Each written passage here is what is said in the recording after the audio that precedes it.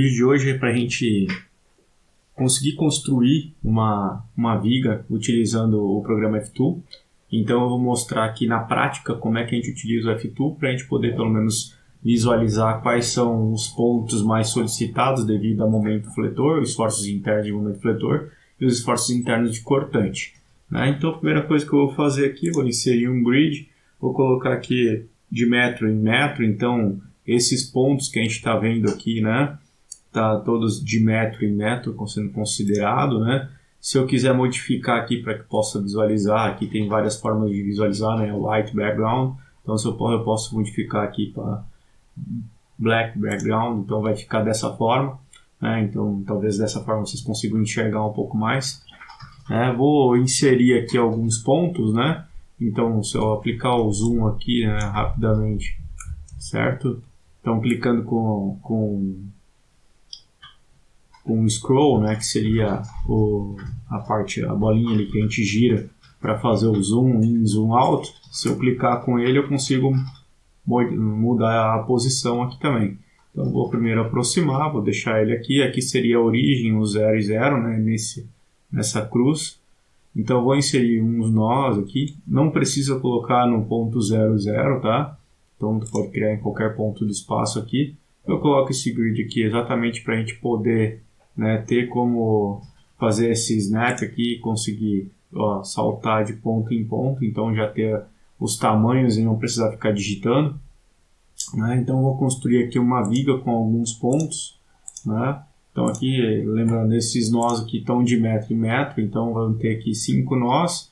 Né? Vamos dizer que eu tenho 5 pontos aqui que eu tenho que ter, que eu vou ter o controle. Por exemplo, esses nós vai ser onde vão ser aplicados os carregamentos, né? É onde vai ter as minhas reações de apoio, é onde inicia e termina um carregamento distribuído, né? Linear ou constante, né? Ou uniforme, ok? Então, dessa forma, né, eu coloco o nó exatamente em onde eu tiver alguma informação nova, eu vou ter que ter um nó. Né? Coloquei ali um nozinho, então esses pontinhos aqui, certo? E agora eu vou inserir aqui um membro, né? Coloco aqui o membro, então onde eu coloquei que tinha um nó, vou utilizar novamente início e fim do membro, né? E assim sucessivamente, né? Sucessivamente. Vamos lá.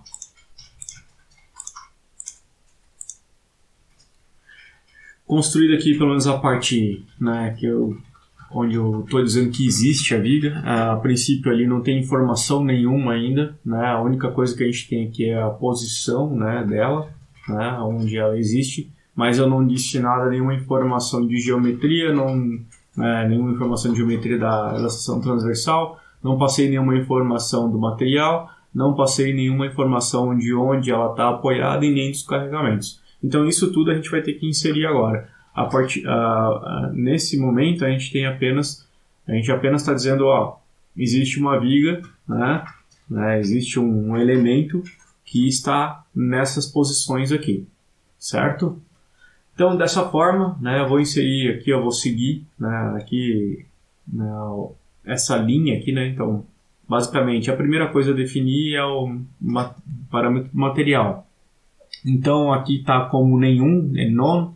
Vou criar um novo, certo? Vou chamar de aço, né? Então aqui ele chama um genérico. Vou colocar um steel, que é aço em inglês, né? Basicamente para a gente ter uma informação. Aqui, né, a gente vai ter que dizer, beleza, agora eu criei um tipo de material, mas eu não atribuí ainda aos segmentos aqui, eu não disse qual segmento é de aço. Então agora eu tenho que atribuir aos segmentos. Se eu quiser atribuir, né, a um determinado segmento, eu vou ter que clicar naquele segmento, aquele que ficou em vermelho aqui, esse está selecionado. Se eu clicar aqui, eu vou aplicar apenas a ele, certo? Mas como para mim toda viga, por exemplo, é de aço, então eu posso aplicar aqui em todos. Esse all aqui é em todos, né? Então eu não preciso selecionar ninguém ali, eu apenas aplico. Ok? Então todos eles aqui estão com o material aço. Dessa forma eu vou agora para a seção transversal. A seção transversal também aqui não tem nenhuma criada, eu vou criar uma, né? Então eu vou dizer que ela é retangular, né? Eu vou dizer então retângulo.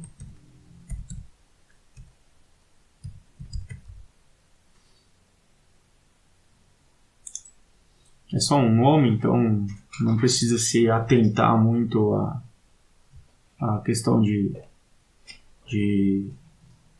colocar como nome retângulo. Você pode chamar área 1, área 2, né? Você pode chamar seção 1, seção 2, seção 3, você pode atribuir vários tipos de seção, né? Então aqui a gente vai colocar um tamanho, normalmente que está apresentado, né, um retângulo, né? Então tem esse formato, que ele tem uma altura D e uma largura B. Então agora a gente vai dizer qual é a altura D que ele tem, né? Vou dizer que é 100, e a largura B eu vou dizer, né, que é 40, por exemplo, né? Aqui ele já me dá então aqui o y barra, né, que a gente utiliza lá para calcular a tensão, né? Então aqui a gente já consegue visualizar, né, por exemplo, que a distância do centroide até a parte superior ou até a parte inferior já tá dizendo que é esse y barra, né? Aquele mc, né, sobre i, né, ou sobre j, né, para calcular a tensão.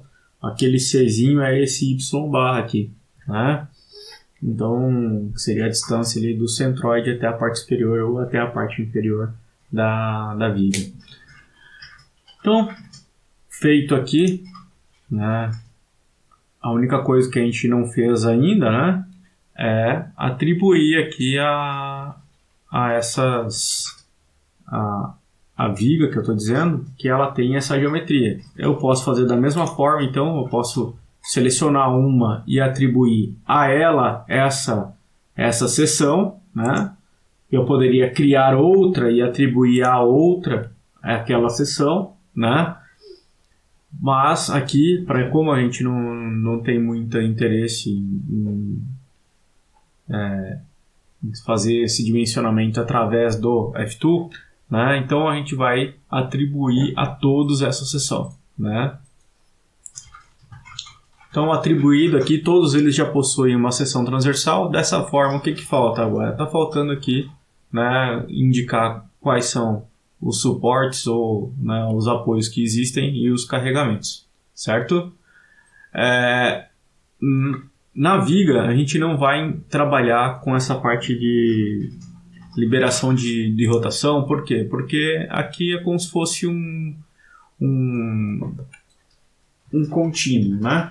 Certo? É uma barra aqui, um pedaço de material contínuo, né, que não vai ter nenhuma junta aqui, certo? Então, como a gente não tem nenhuma junta, a gente não vai inserir nenhuma junta aqui, que seria essa rotation release, seria exatamente a gente simular que tem uma junta, que é o que acontece quando a gente tem uma treliça, né? A treliça a gente tem uma junta a cada final de barra.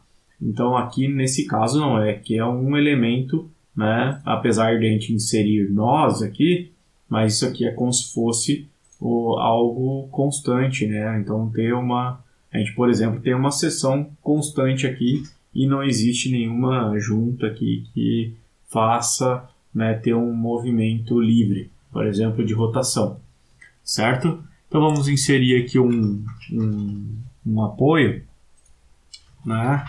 Então aqui ele tem, como já foi mostrado em outro vídeo, né? Então aqui free quer dizer livre, né? E fix, né? Então fixo, então a gente vai fixar o deslocamento em x e o deslocamento em y, certo? E aí vamos atribuir, por exemplo, ao primeiro nó, poderia ser em qualquer um deles, né? Então, e vamos aplicar a ele, né? Aquele nó que está selecionado em vermelho ali, vamos aplicar essa condição aqui, ó, que ele vai estar fixo em x e fixo em y. Então lá está lá o nosso apoio. Agora eu vou querer colocar um apoio em y, né? apenas em Y, então eu vou liberar em X aqui e vou colocar exatamente nesse nó aqui, né? Então, estou selecionando ali o nó, vou aplicar a ele. Tá vendo agora? O símbolo aqui liberou, né, a questão do movimento em X. Vou centralizar aqui para que vocês possam enxergar legal. O que está faltando aqui para a gente agora? Aplicar aqui o carregamento, certo? Então, eu vou aplicar aqui o carregamento, força, né? Então, aqui basicamente o carregamento nodal. Eu vou criar um novo carregamento nodal, né? Então, força 1, posso colocar F1, aqui seria um nome, tá? Então, vocês podem escrever ali qualquer nome, pode dar um nome para força, né? Se quiser escrever Ezequiel, vai estar lá o nome da força Ezequiel, certo?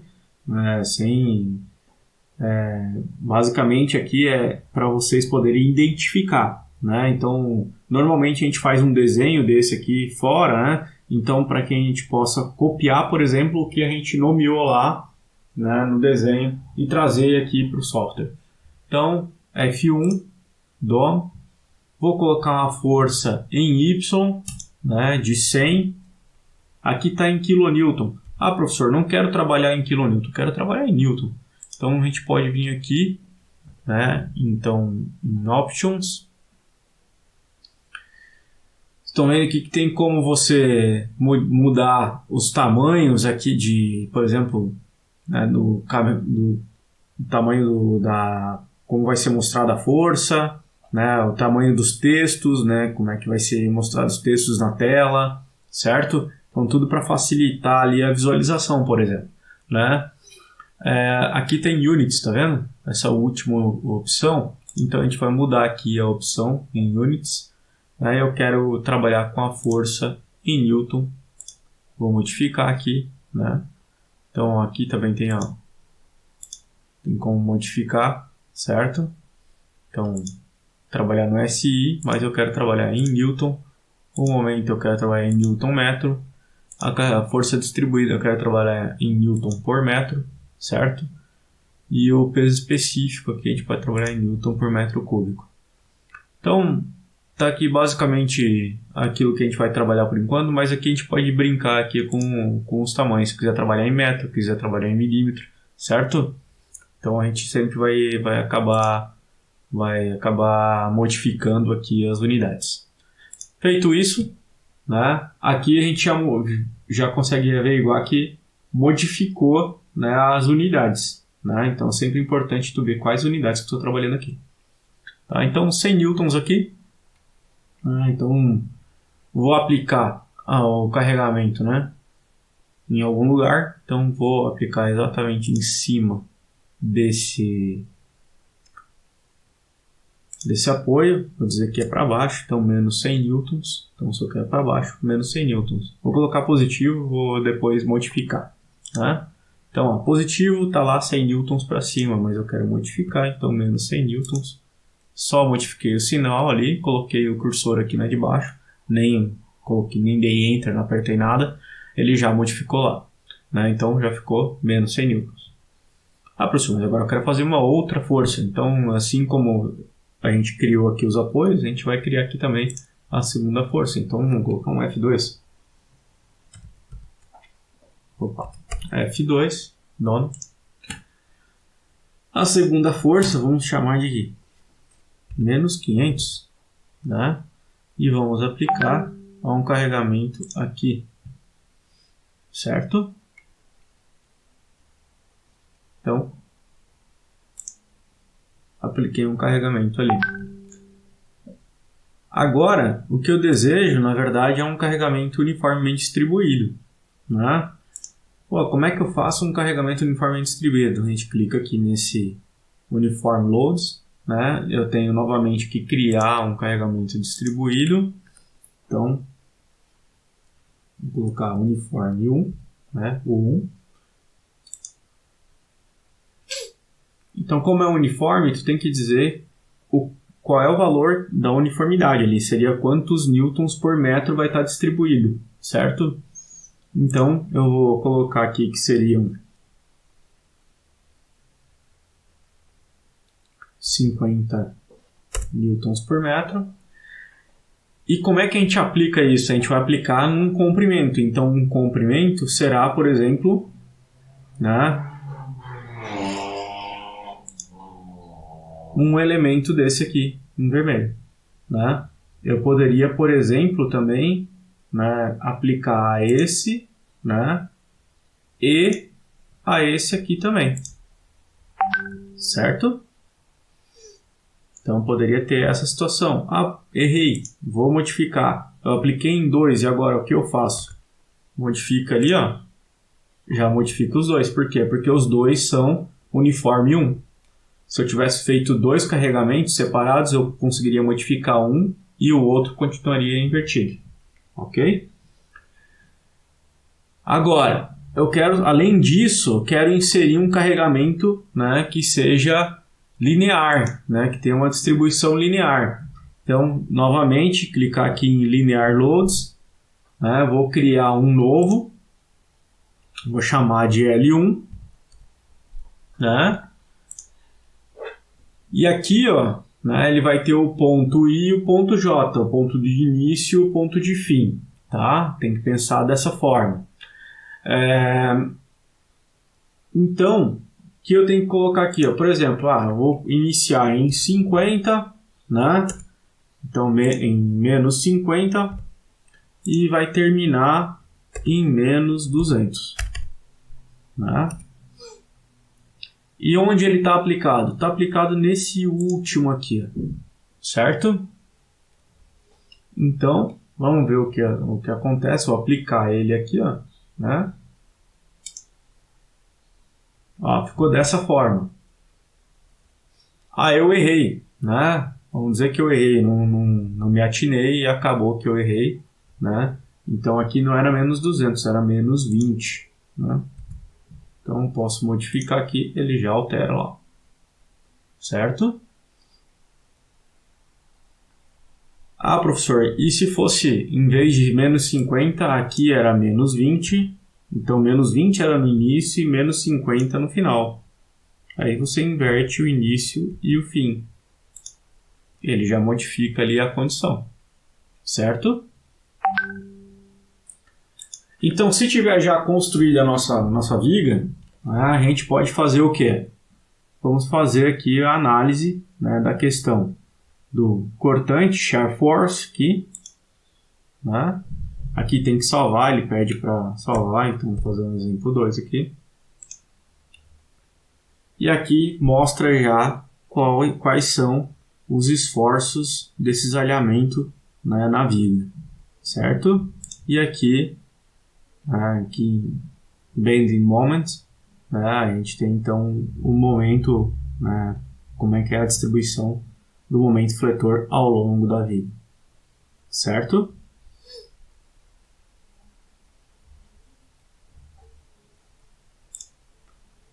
E o que seria essa aqui? Seria axial force, seria qual é o esforço axial ao longo da viga. Como a gente não colocou nenhum esforço axial, ou seja, ao longo do eixo X, né, a gente não vai ter nenhum esforço axial. Tá? A gente não vai ter nada representado aqui, né, nenhum carregamento. Ok? A gente pode ainda mostrar, né, por exemplo, né, as reações, né? Podemos mostrar as forças, né, os valores das reações, né, então, quais são os esforços das reações, né? Também podemos mostrar o número dos membros, às vezes é interessante ir lá para a viga, né? Então aqui tem, ó, cada membro aqui que a gente colocou 4 membros, né, certo? Que estão entre 5 nós. Outro ponto interessante é aqui a questão, né, da escala, né? Caso a gente não consiga enxergar, estiver muito pequeno, por exemplo, se estivesse dessa forma aqui, né? Está muito pequeno, não ficou legal, não consigo visualizar de forma correta. Então a gente consegue aqui aumentar a escala e deixar um pouco mais visível, né? Fica mais interessante. Bom, pessoal, aconteceu que eu localizei um erro aqui de visualização apenas, tá? ficou até bem estranho mesmo, né? Porque ó, a gente vê aqui que tem um gráfico, né? Que tem aqui um esforço cortante, né? Só que aqui está nulo e aqui está nulo também. Quando tem esse tipo de situação aqui, que pode ocorrer com você, isso aqui é basicamente um erro gráfico, um erro de visualização, mas vocês podem, por exemplo, né, ó, se vocês clicarem no elemento aqui, ó, ele fez uma linha ali onde eu cliquei, tá vendo? Quer dizer, naquele ponto ali tem 193, né? Então, de esforço cortante. Se eu clicar aqui no meio, aqui, ó, 179, eu consigo ir visualizando 159. Então, o que eu consigo visualizar aqui também, ó, né? Ali ficou zero, né? Porém, quando eu olho aqui em cima, o valor é menos 360, certo? Então, aqui, quando a gente tiver aqui, ó, um tamanho aqui 0,06 desse elemento, início aqui é 0,06. Então, se eu vier cada vez mais para cá, ter menos 357. Se eu pegar aqui em cima, né, quando x igual a zero, então é menos 357. Da mesma forma, eu posso pegar lá o último ponto e eu vou visualizar lá o 35, né? Posso aproximar aqui.